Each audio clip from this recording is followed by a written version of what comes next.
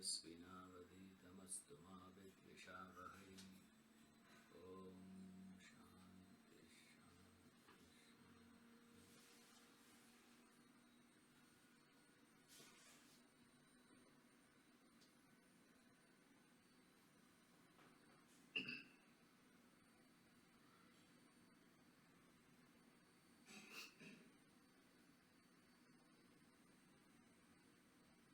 We are seeing dynamism as one of the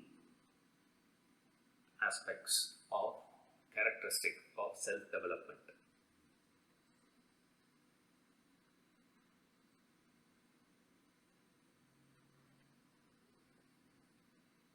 Dynamism means it's a tremendous amount of energy you have. That energy, the surplus energy that you carry with you, finds its expression in action. Now, finds its expression in action doesn't mean you have to be actually doing gross activities a lot. That's not what is the meaning of a dynamic person. As far as we are concerned, a dynamic person is one who is busy doing so many things which is visible to our eyes. That's not dynamic personality, please. Dynamism here means the energy that you have, the thought energy that is there in you, finds ways and means for its subtler manifestation. You see, it's not a gross expression of action. It is a fine manifestation. So it's not just the action that you do. Because if you take literally action as dynamism as one of the properties, then entire Singapore will look very dynamic. Tokyo is the most dynamic personalities in the world. Therefore, Tokyo has got all self-developed being. It's not like that, please. Like cleanliness, if you were to take, then entire Switzerland will be treated as Daivim Sampat. All those people are having, divine personalities. You can't take it as a gross expression, please. But then, wherever there is a necessity to do or any slightest opportunity that is available, just have to give you a window of opportunity for a person to serve at the gross level. He is always ready to do that. That's the meaning of dynamism. The readiness with which he is looking out for the window of opportunity to serve. That's called dynamism. Now, we are also very dynamic. Why? Because of a situational dynamism. Our dynamism is more to do with the situation.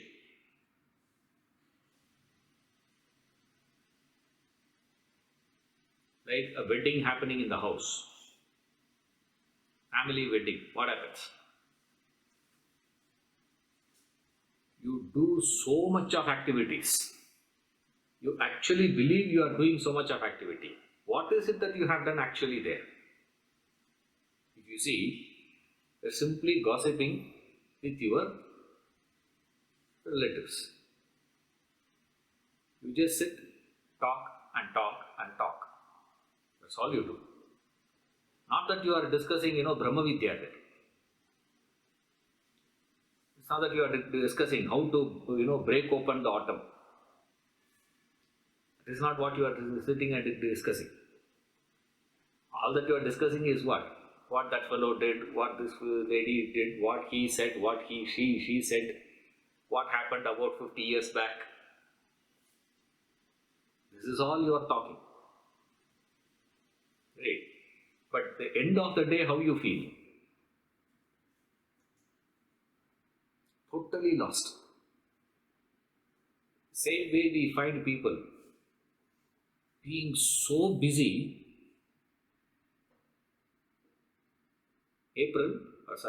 March 31st. 30th and 31st, you cannot enter any office. You cannot speak to any individual. Nowhere you can meet anyone. All the discussions, everything is what? Have to file the returns. Every year, 31st March, you have to file the returns. It's not that suddenly on 29th night, the Prime Minister came on TV, 8 o'clock, he announced. It's not like that. This has been happening for I don't know how many years. But suddenly you find people working so dynamic in the last minute. Why? Because of a deadline. Your dynamism is because of an external ultimatum, external situation. You appear to be performing so many activities. That's not dynamism, please. The proof is, once that's crossed, what is your condition? Next day, wedding, what is your condition? If you have actually done so much of work, you get tired. That is a different thing. I'm not talking about that physical tiredness. You see, okay, for you to get physically tired, what did you do? You have to keep. Nowadays we have this app is there with you. No? Number of steps that you have taken. Okay. On the wedding, did you walk about 25,000 steps? Usually I walk only about 500 steps, sir. Now from 500 to 25,000 steps in one day, jump. Therefore, that's called physical tiredness. Right? Obviously, you have to take that many steps for you to complete that event. That is fine. That is not what I am referring to. What is referred is that the mental tiredness that you get post deadline, post that situation settled. What is your condition? For next 1 week, don't talk to me. If you are physically tired, you sleep and wake up, you are back to normal. You see, mentally tired means what?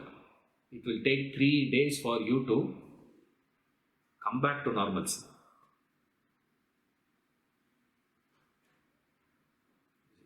That's called externally triggered. Our dynamism today is externally driven. Now the self-developed personality, the characteristics of a self-developed man is, his dynamism is internally driven. What is it that drives him from internal? Okay, external driven means what, sir? 2 things I have said. External driving forces 2. What is it? Situation or deadline.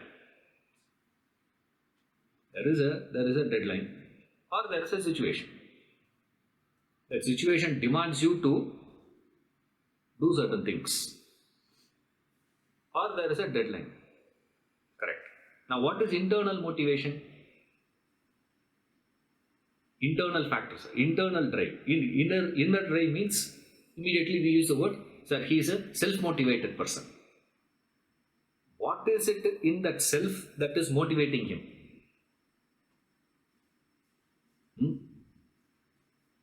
He's a very much, we just use words nowadays, Start using, even to call a very, very ordinary person, we have started using all, exemplary words nowadays.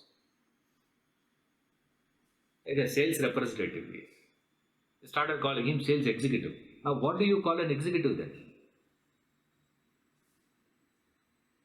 If a representative had to be called an executive, then what do you call an executive? You have to invent a new word, isn't it? You will not agree. You say, what nonsense? He is also called executive, I am also executive. What are you talking? So we are in such a confused state now. Even to call, people who are, we just say, he's a self-motivated person. What's the meaning of self-motivated? What is it that in him which is motivating him?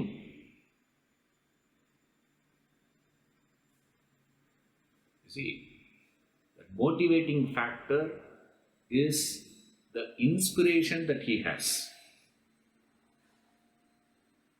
When your actions are stemming from an inspired state of your being, is equal to dynamism. Remember this. Dynamism means when you are inspired, whatever you do in that state of inspiration is termed as dynamic condition. That's it. Not you are doing so many actions. I'm so dynamic, sir, running around, like a chicken without head, keep moving. You go, you come. For what you go, you don't know. For what you come, you don't know. It's amazing to see people. When nobody is there around you to talk, just sit. No. You cannot sit. Relax now. You are asked to sit and take care of certain things. Just sit. You don't have to keep on looking at it. Just sit around. No? Such a big thing you believe that you have given such a huge responsibility. Why? Jobless. Fascinating to see. Sometimes remember, an external factor also can trigger temporarily that inspiration in you. Remember this. It's not your earned. It is lended to you. Inspiration can be borrowed, or inspiration can be earned. Isn't it? When you borrow money from the bank, your bank balance will definitely show credit. That doesn't mean that is yours. That's actually bank's money. It's not your money. The amount that you have with you, but you have an access to it, you can give that check to anyone you want. To anyone you give the check will be honored, the check will be debited. That amount will be used by you. You can use it for anything. But then what you need to remember in the backdrop is, it is not your money.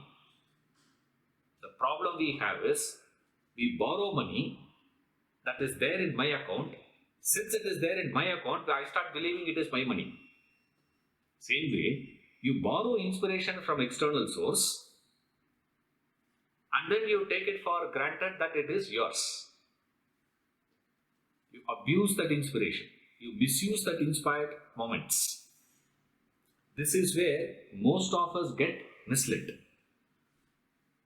So first misunderstanding we have is, dynamism means too many actions. No. Second one, triggering factor. In the triggering factor, we say it is internal. Internal means what? Inspiration. Inspiration can be your own, or inspiration can be borrowed. Temporary. See, the temporary can be for 1 minute, the temporary can be for 1 hour, can be for 1 day, right? Can be for so many, can be for number of hours also, or it can be that state of inspiration can be just that one flash. Like you see a person begging in a precarious condition, suddenly that compassion will trigger in you. you can take that 500 rupees and give. Example, give. After the signal moves, you'll say, yo. Suppose if that person were to buy, a flat in, Lower Parel, what will happen? 500 rupees, what is he going to do? Or what is he going to do? This fellow, suppose if he buys, Tata company, 500 rupees he's going to buy, Tata Birla what? Some imagination will come to your mind. Maybe they will misuse it. Maybe they don't deserve it. Maybe I should have checked whether the child that she was carrying is hers, because I read in the papers what people were taking kids, from this, or the schools and all that, some places and all, they'll simply take them 2 hours. I'll take that for 2 hours and come bring it back. And the child also, they drug the child. And I saw the child was sleeping. Oh, maybe the child is drugged. All these thoughts will come to you when? After you have crossed the signal. Now, when you have that doubt, pull over, stop the car, go back and catch out of that person. No, the fellow will not do that. He will simply keep driving. But then what? Then what made you to take that 500 and give? See, these two thoughts can never exist together. Remember this. Either this or that. So we say inspiration has to come from within, not that momentary one. If it is within, if your inspiration, it has to be earned. All of you know, to earn wealth, how much of work you need to do. Similarly, to earn that inspiration and make it your own, to own that inspiration, you got to slog. That slogging has to be done. Without you slogging, that slogging is what is referred to as self-development. He has slogged for his self-development. As a result of his slogging, he developed himself. That development means what? Inspiration. That inspiration will express as dynamism. So from dynamism, we are working backwards. Landing point is what? Same landing point. Landing point is self-development. How did he do that, sir? He slogged towards that. Without him slogging, he is not going to get it. So, dynamism means inspiration. Inspiration means slogging. Slogging in the direction of what? Striving. Working in any field for that matter. In any field, if you were to be working towards a purpose beyond yourself, that's where the next point comes in.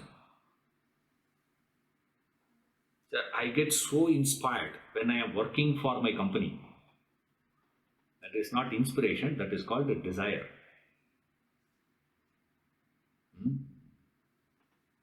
That is called kartrutva. My company.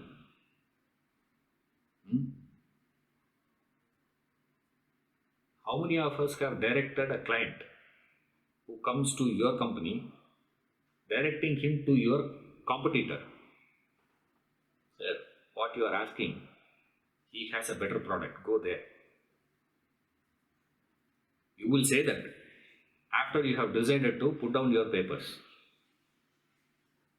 Anyway, I am going to resign and leave. So what? I have already given my resignation. Now I am in that period of handing over process. At that time, if a client were to call me, sir, Honda not good car, sir. Honda is okay only. See, car is a very good car. There is no problem. The problem is, services, post-sale service. I am just giving examples, sir. Okay. best you have is this Nizam. Why? He has put he got his appointment letter from there. Directing them to this. You don't do that. Why? I slog. You can slog only if you claim something as mine. Wherever that mine is not there, it's impossible for you to slog. If you were to show so much of working, action, effort in a particular direction, without that, that's where the next point of selflessness comes into picture. Remember, all these are all interconnected. It's not just only one. You can't isolate any one of them and study. You have to study all of them connected. But don't try to establish a link. You will see. If you see the link, you see the link. But don't try to see. Selflessness.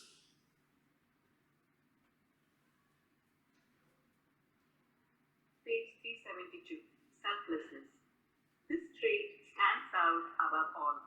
It is the very backbone of character and conduct of the spiritually evolved. The acid test of spirituality is one's selflessness.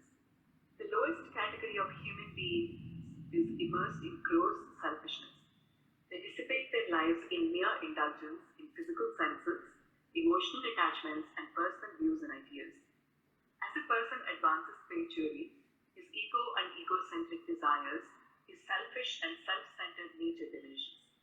And when he attains the highest spiritual enlightenment, he becomes totally selfless. Selflessness paves the way to spiritual progress.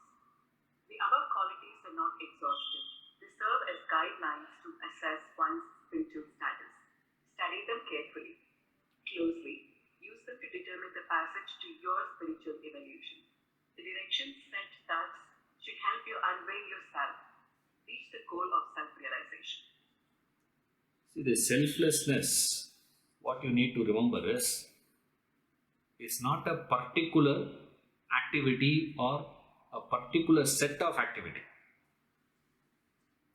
We all think selflessness means a group of action.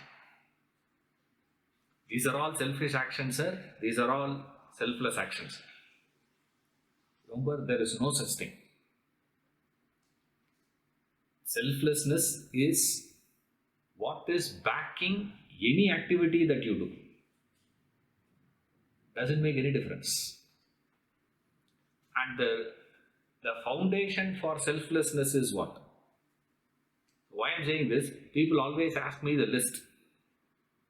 Sir, can you give me the list of selfless action? Or people always ask me, sir, can you give an example of a selfless action? Right. I used to jokingly say, when a lady asked Christ, where I can see God? He said, behold thy Lord.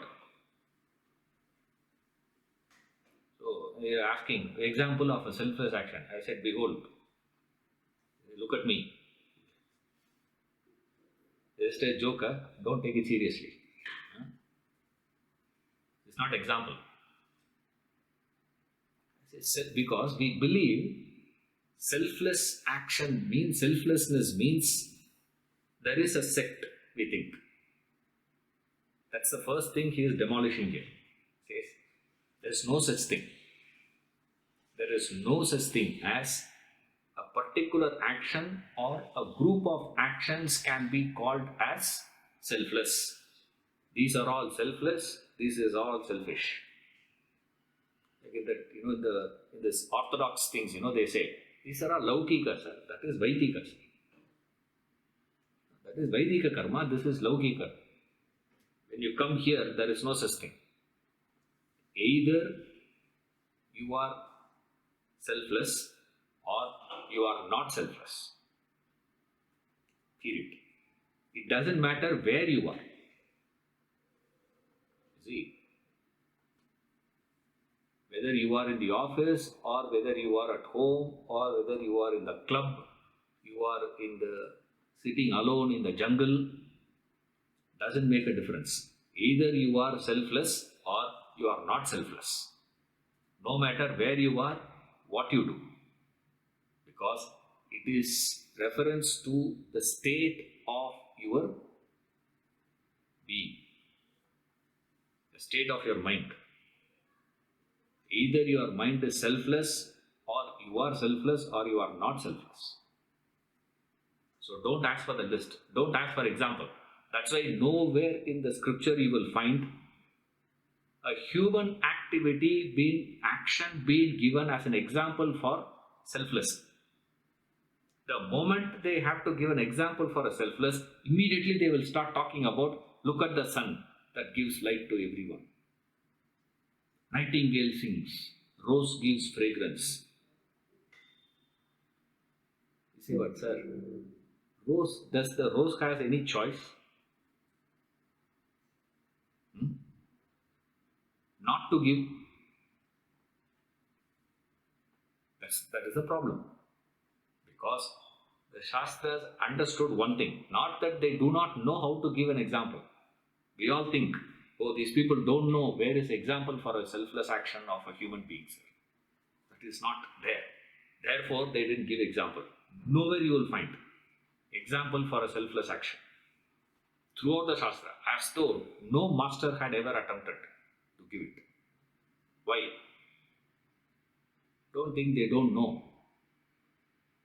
Because the fundamental rule of a selflessness means not a set of action, not a particular action.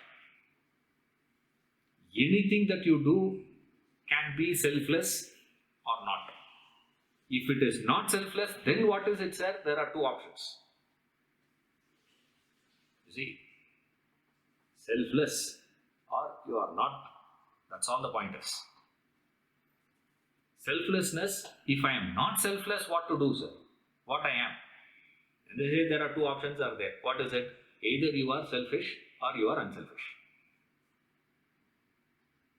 Therefore, we finally say, sir, there are three types. What is it? Selfish, unselfish, selfless. But don't think unselfish and selfless are in the same category. No. The starting point is this way. Either you are selfless, you are not selfless. Under that not selfless comes these two. Right? Don't think all three comes under the same category. No. Selfish and unselfish belongs to a separate category. Selfless belongs to a separate category. So don't mix it up. But for a convenience purpose, initially we used to say selfish, unselfish, selfless. In the introduction of the same book you would have seen. There are three types of action. Selfish, unselfish, selfless. No. Here he says that is not the case. So then what is the way in which I can understand selflessness, sir? Because by understanding how that selflessness expresses, functions, I can think. I can also emulate it. I can also follow. I can also start learning, practice. How does it works? That works on the basis of obligatory actions, obligatory duties. When you keep performing, so selflessness arises in you from the person is, the situation, his preferences, opinions of this, that, nothing doing. See, like they say, Rama is being highly criticized. I'm just giving an example. Think about it carefully. One of the greatest criticism of Rama is what? Ramayana happened before Mahabharata. You all know that, no? If you don't know that. Mahabharata war happened about 5,000 years back. Ramayana happened much before that. Which means you have to add another 5,000 at least. Which means about 10,000 years back. We are discussing that today. Okay? Now think carefully. The criticism that we have on Rama, one of the greatest criticism, Rama is sending away Sita. Right? Now, we all think as a husband, Rama failed. Sir, as a king, he succeeded. But as a husband, he failed, no?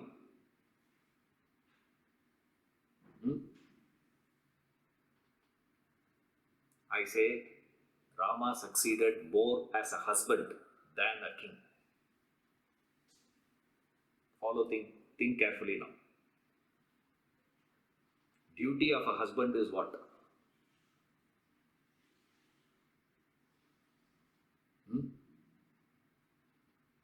Duty of a husband is to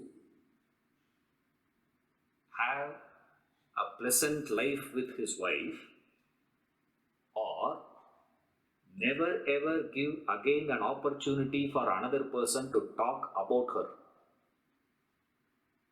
Now there are two options. They can talk about me or they can talk about my wife. As a husband, I will not allow people talking about my wife. What should I do? He says, I will do an action which people will go on talking bad about me. They can badmouth me, but not my wife. You think Rama has failed as a husband? This is called obligation. The obligation of Rama is not to imagine if he has kept her. Even today we will be debating about Sita's chastity, isn't it? How can he keep her? Somewhere some fellow will talk. You will not find even in the debate clubs also someone talking about Sita even today. You can take it from me. Another 10,000 years can pass by. No one will talk about Sita. Forever as humanity were to exist. Everyone can talk about Rama, but not about Sita. Isn't it the right thing as a husband he should be doing? Isn't it a great sacrifice of a husband? Forget about a king.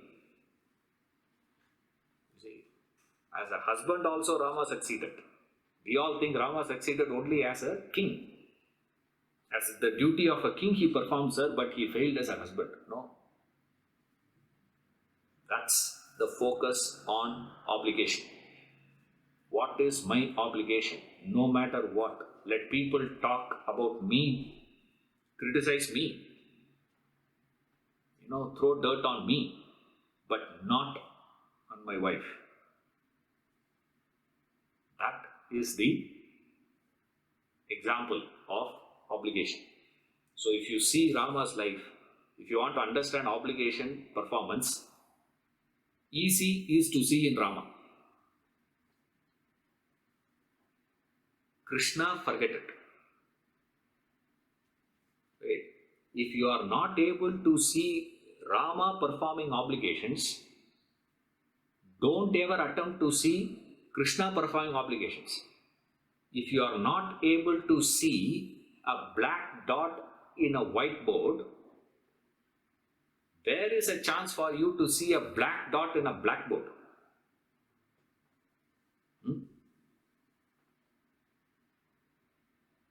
Impossible. Don't ever attempt. That doesn't mean there is no black dot. Remember, Krishna's life is also a life of selflessness, life of obligations only. Right? But it's almost impossible to understand. Krishna's sense of obligations is far more complex and far more difficult. Easier thing to recognize is Rama. Now, today you need somebody to come and tell you, hey, Rama also doing his obligation only, man. Only then we say, Priya. Such is the gross blindness of us. See, from where the selflessness comes from the sense of obligations, the dynamism, the capacity in you to see it, and the dynamism is in the execution of it. After recognizing the obligation, the willingness with which you do, the joy with which you do is the cheer part of it. So cheerful we say. What is it? The joy with which you do it. It has that universal love, identification. All this is stemming from where? Self-sufficiency. The one who is self-sufficient.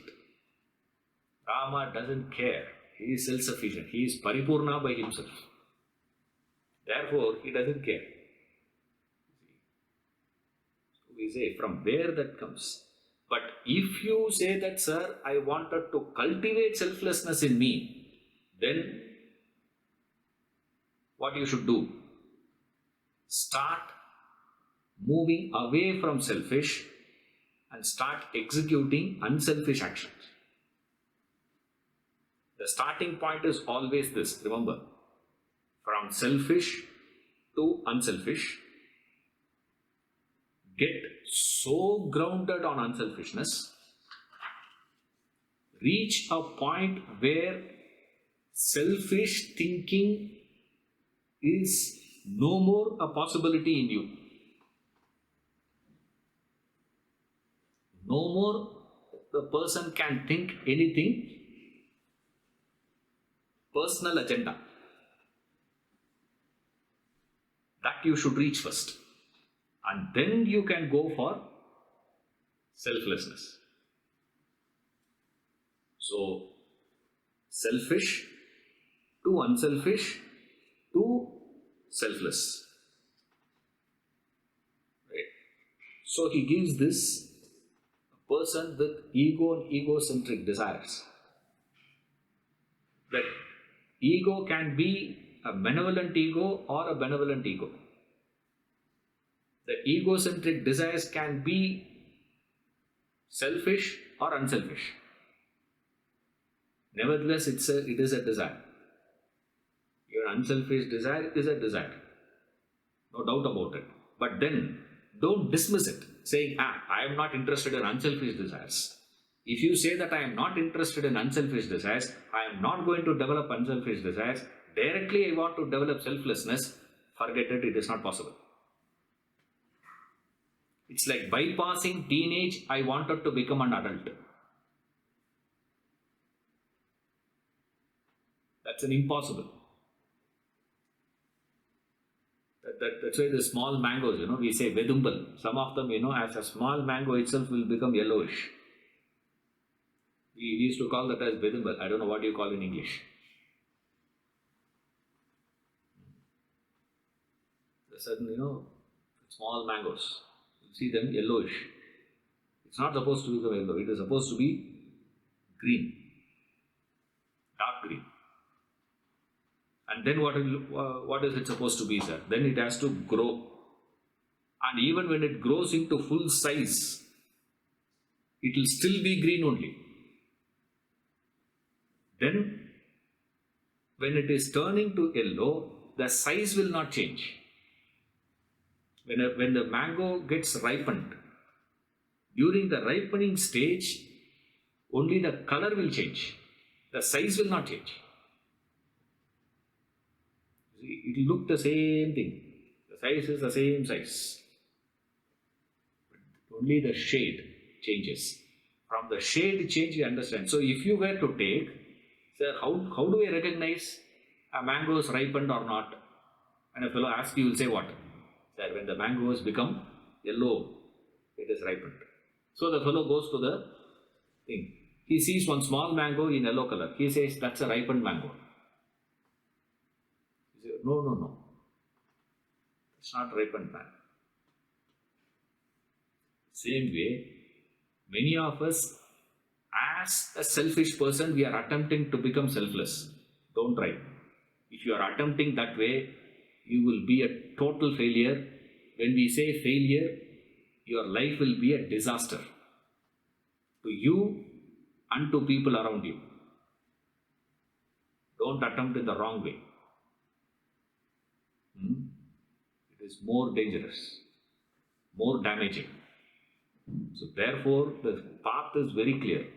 The path is this: from selfish to unselfish, get established in unselfishness, reach a point where no more selfish thought is a possibility in you. When I say that, 99% of you will say, sir, I am already in that state. Okay. If you are already in that state, you are already selfless. See that? That is called selflessness. It's just a color change, that's all. No more growth. Same way, from selfish to unselfish is the growth. From unselfish to selfless, is it a growth, sir? No growth. It's just a color change. From that color change, the total complexion changes. From bitter to sour, from sourness to sweet. That's mango. When it is small, it's bitter. When it grows, it is sour. When it ripes, it's sweet. It's fascinating.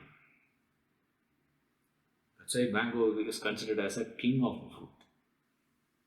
So many fruits are there, but still we call that as a king. Why? The shades and the range that it goes and gives is unbelievable. We say, what is this? Selflessness. Selflessness is not a list of action, a particular set of activities. Then what is it, sir? It's a state of your mind, the state of your being. What is the state of the being, sir? No more thought of me and mine. Means only thought of obligatory duties, nothing else. So how do you cultivate it, sir? Cultivation is by looking out for obligations and actually executing those obligations. Not just looking at it and doing it in the lukewarm way. Lukewarm will not work. The lukewarm condition, water will not evaporate. Even a hot water is also not going to evaporate. You have to bring it to 100 degrees, only then it will evaporate. Don't say, sir, in science they have found that it is 99.28 and all that.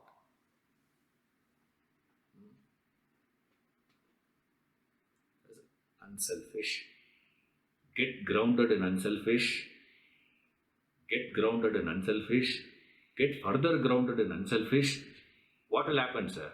A point will come where your mind will lose its capacity to entertain any selfish, self-centered, egocentric desires. That is called selflessness. I just says, look here, the list is not exhaustive. It's not a complete list. There are so many angles to it, so many aspects to it. If you see Bhagavad Gita, in the Bhagavad Gita he gives criterions of over about 78 points he gives in the Gita. 78 angles he is giving for you to understand what is that state of self-development, what is the state of realization, or what is the state of a spiritual person you want to take. Now, we can't be writing a book on that. So he says it's not exhaustive, it just gives you a direction for you to assess your spiritual status. Right? Continue.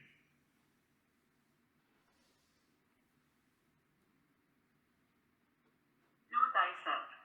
The aphorisms declare the staggering truth that thou art God.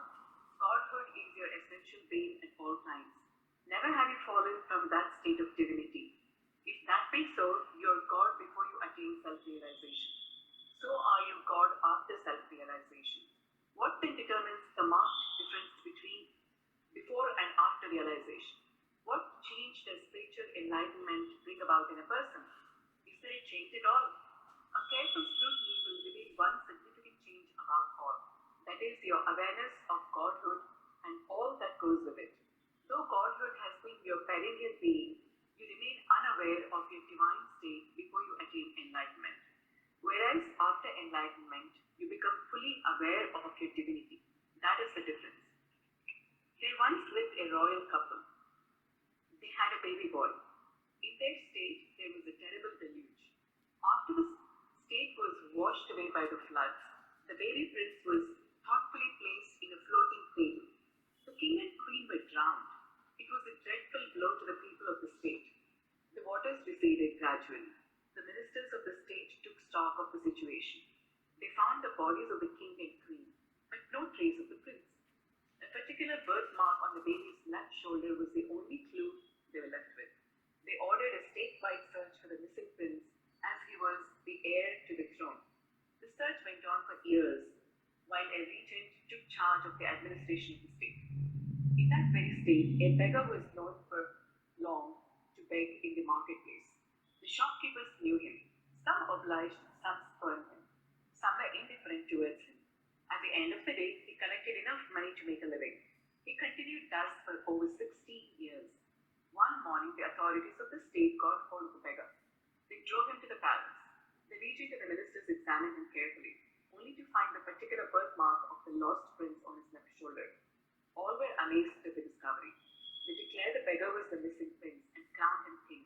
The entire state rejoiced. The youth took time to realize the full implication of his sudden fortune. It was a year before he settled down and established himself as the lawful king of the state. Having done so, one day he disguised himself with his old beggar clothes and went to the market, begging for alms. The shopkeepers were surprised to see him back after a long lapse. He received the same treatment from them. Some obliged, some spurned, some were indifferent. He collected the same amount as before and returned to his royal abode. Carefully analyze the difference between the two experiences. His begging before and after he became the king. On both occasions, he faced variations, fluctuations, alternations in the outer world. In the earlier state, before discovering himself to be the king, he was affected by them. He anxiously looked forward for gains and was disappointed at losses. Whereas later, after discovering his true identity, he remained totally unaffected, indifferent, disinterested in gain or loss. External happenings could not in the least affect him. He stood well above any worry or anxiety, being totally fulfilled, independent, self-sufficient. It is interesting to note the distinct change in his life. What exactly was the change in his personality? Was it brought about by the beggar becoming king? No, that cannot be the reason. For he was king before and after his discovery. King even when he was begging in the first instance. The only difference is that earlier he did not know that he was king, while later he knew himself to be the king. It's knowledge of his kingship that made him a totally different person.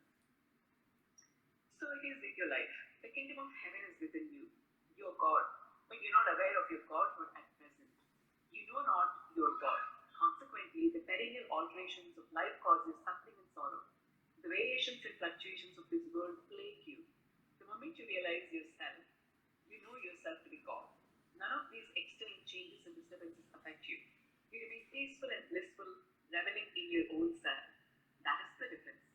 Thus must you discover the eternities, thine own self, that thou art.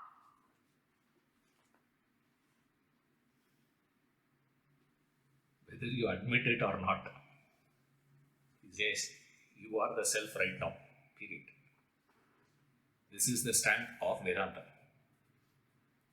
We say, how can you say they don't care about all that? They say, I don't agree with you. What is the proof? How can I be? You can argue, you can debate, you can discuss, you can disagree, you can reject, you can even scold, you can even claim this is sacrilegious. Doesn't make any difference. fact of life says is you are that. Period. Nothing else. But then you say, now if I am already God, then what difference is going to make? What is the difference? The only difference is this. Earlier, he was victimized by the fluctuations.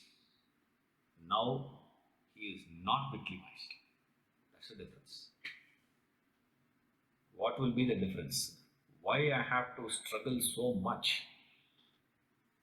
For this boy, it took 1 year for him to understand the implications of his sudden fortune of kingship. King for a small state. To understand the implication of that, adapt himself to live a life of a king, took 1 year for him. Next day morning, nobody will become a king. Don't think so. You won't even understand what does it mean. Like many places that happens, the first generation super rich people, ask them. Like they say, it keeps coming in the social media. This fellow Bill Gates went to a hotel, it seems. They had coffee, and he kept $5 as tips.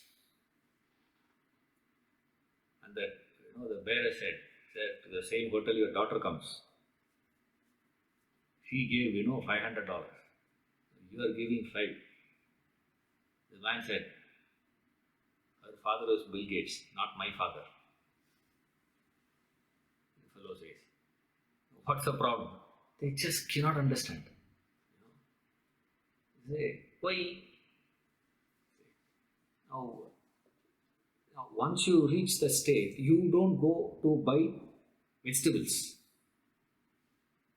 I know a house here.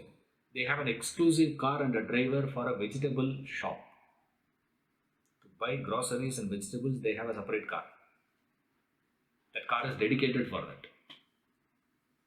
To get, to procure vegetables from the market. And what is his job is, this fellow will go to the market. From the market, he will call the lady. And the lady will say, what all available, tell me first. So first he has to go and search in the entire market. Madam, this, all here. Okay, get this. Phone down. Bring. This will take how long? First time person will say what? Why all that? Why so much? Same coffee, sir, you get from Maya's. In fact, a better coffee than you get in that hotel. I'm not mentioning the name, the other. You know how much they charge you for a coffee? 750 rupees. Yesterday, this one in the wedding, the coffee got over. So the fellow said, no coffee. If you want, you have to order, sir. Okay, get me coffee. So they brought coffee. That Arda coffee we give, no? Remember in Bangalore we have a special thing called Arda cup coffee. He charged 80 rupees for that. And the fellow was telling, very interesting. 4 of them had coffee. He said, I would have gone to my house, made coffee and brought it. We would have had more coffee at less price. That calculations, even materially, you become rich, it's not easy for you to adapt, to that and live like a rich man. It's not possible. You will still live like as though, that old. It's not easy to go away. That's why they say one of the beautiful word in English is habit. It will not die. It will not go away. It will be there. Why? Habit. You remove H, a bit is there. You remove A, bit is there. You remove B, it is there. You can't take it out. You You are so lost for Janmas in this ignorance. Not easy for us to accept when you are in ignorance this fact. Sir, how on earth you are saying I am the king? I am quite sure in this example that beggar would have attempted to escape from these people. When they arrested him, when they took him to, when they took him, it's not a taking, it must have been an arrest actually. When he was begging in the street. By whom? By his own security guard. His own security guard would have attempted to capture this fellow, take him, and these ministers were to be examining him. They'll say, remove your shirt. He'll say, no, I will not remove my shirt. They'll think he is going to give lashes. Because that's how they used to do in those days. So when they said, remove your shirt, he would have been thinking what?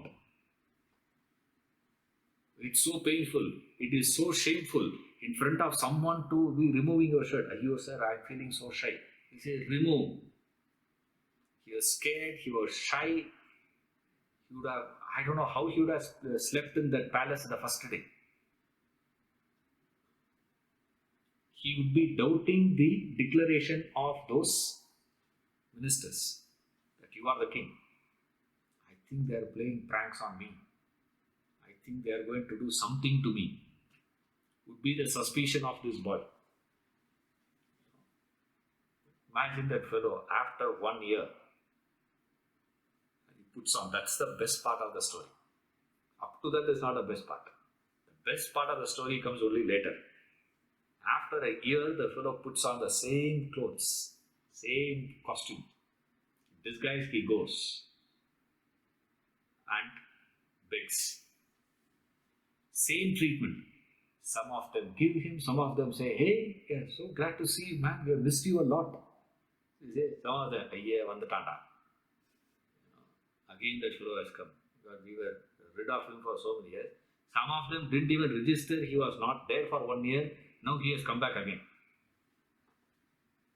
That's indifference. And at the end of the day, he would have collected about 25 rupees. Imagine. He's keeping the 25 rupees in his hands and, seeing that 25 rupees. What would be going in his mind?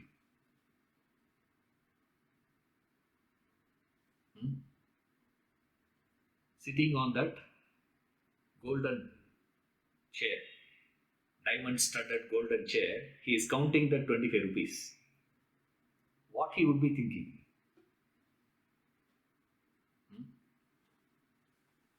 It's amazing to see that. Just to imagine, visualize that. That is the state of your being. He says, you are that. Claim that. That's your birthright. Claim. Don't discard it. The proof of that will be what? The proof is, earlier you are affected by the fluctuations. Now you are not affected.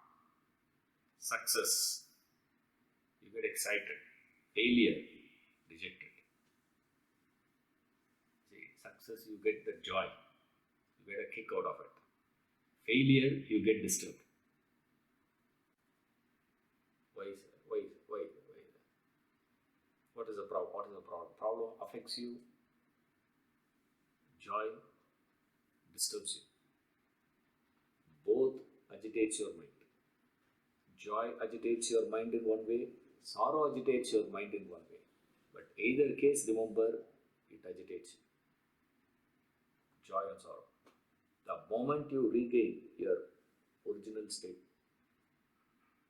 this is what he says. That the what? You are that. So with that we complete the text. Now, as a practice, we do that in the Gita. Now I say we should do that in this book also. At the end of the chapter, We say that we have not completed the text study, we are only beginning the study. So we do the first verse of the chapter. Same way, we should do the first paragraph of the book. Right? Role of Vedanta. Science and Vedanta. Yes, you can read.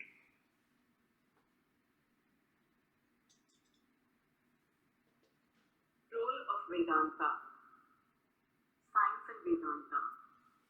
Vedanta literally means culmination of knowledge. Veda means knowledge